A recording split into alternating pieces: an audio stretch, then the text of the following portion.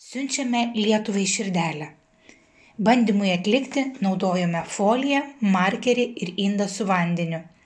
Tai vyksta dėl hidroizoliacinių savybių, kuriomis pasižymi nuolatiniai markeriai ir folijos paviršius. Štai kaip tai veikia. Dauguma nuolatinių markerių naudoja nepolinius tirpiklius, pavyzdžiui, alkoholį ar ksilolį.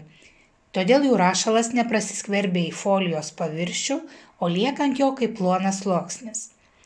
Folijos paviršius, folija, yra lygi ir hidrofobiška.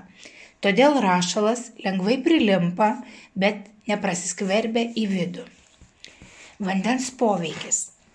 Kaip ant užrašytų raidžių ar piešinukų užpilamas vanduo, jo paviršiaus įtempimas padeda pakelti rašalo sluoksnį nuo folijos, nes vanduo nesusimaišo su markerio rašalu. Rašalas tampa plūduriuojančia plėvele.